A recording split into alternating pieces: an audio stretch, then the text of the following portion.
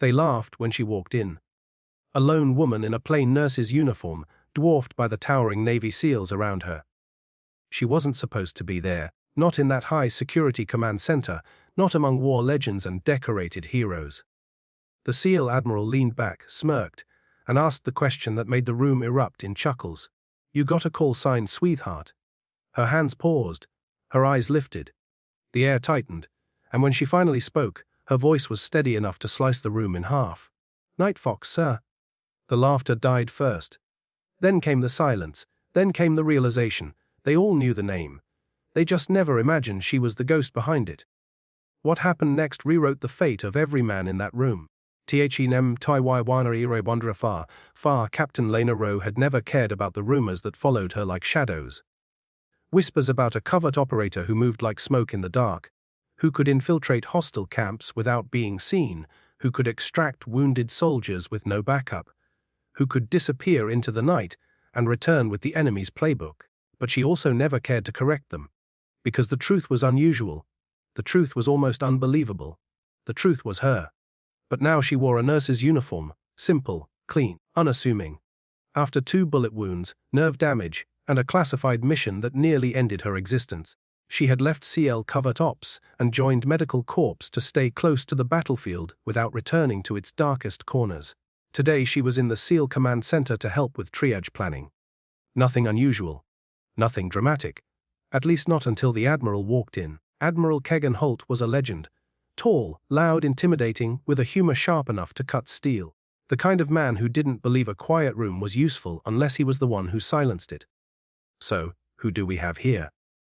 he boomed, noticing Lena among walls of medals and muscles. "A nurse, sir." Someone snickered. "A civilian transfer."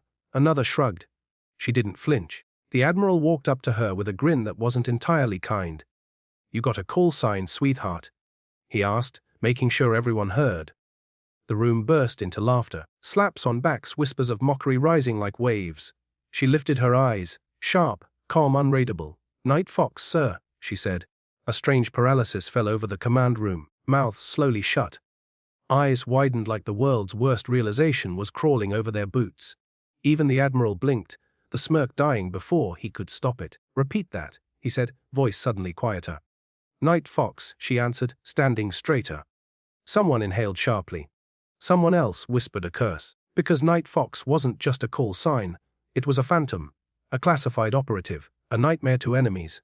A name that existed only in sealed files and whispered legends. A name these very SEALs had tried to emulate for years. The Admiral swallowed. "You're telling me you're the one who—" "Yes," she said. "All of it?" Silence, heavy, undeniable. A silence that shifted the whole room. But a silence broken far sooner than she expected. By an alarm blaring overhead. "Igomingidestroskal. O Yuda ready operato antiam w medidiactial zerias hiactriasan parceli." Head snapped toward screens. Heart rate spiked. Someone whispered, "We need a field medic." Now, someone else looked around in panic. "We don't have anyone trained for extraction." All eyes fell on her. She had walked in as a nurse, but now they needed something else. They needed Night Fox. Tichi ritiar off tichi seshiti do. The Admiral's eyes were fixed on her. Conflicted, stunned, yet desperate. "Captain Rowe," he said cautiously. "Are you cleared for field ops?" "No," she replied. The room deflated. "But," she continued, "I'm still the most qualified person within 500 miles. That single sentence reignited hope like a flare in darkness. Before anyone could argue, she yanked off her nurse's badge and tossed it onto the table. "Suit me up," she ordered. The room erupted into motion. Gear lockers opened. Boots thudded. Weapons were checked. Communications scrambled. But in the middle of all that chaos, she moved with quiet precision. Every strap pulled tight. Every weapon checked. Every tool inserted with the efficiency of someone who had lived 100 missions worth dying for. The Admiral approached her, not with a smirk now, but with a respect he wasn't used to giving. "Fox, you sure about this?" he asked, voice heavy. "I saved them before," she said, tightening her vest. "I can save them again," he nodded. But before she left, he added one more thing, soft, meaningful. "And this time, they'll know your name." The helicopter blades screamed as she boarded, her silhouette framed against the cold dawn. She crouched low, eyes narrowed at the map glowing under the cabin lights. 3 SEALs down. One medic critically injured. Hostile camp surrounding them. Zero visibility. Zero extraction window. A nightmare. For anyone else. But for Night Fox, it was home turf.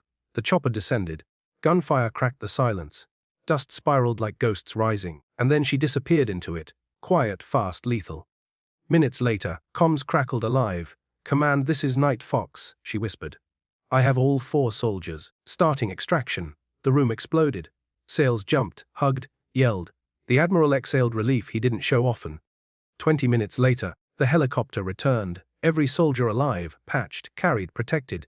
When she stepped off, boots touching concrete, the entire command, every CL, officer, recruit, stood in complete silence. A silence of awe. A silence of respect. A silence earned through shadows, scars, and impossible missions. The Admiral stepped forward. "No jokes this time," he said softly. He raised his hand in salute. "Welcome home, Night Fox." And for the first time in years, she allowed herself to smile.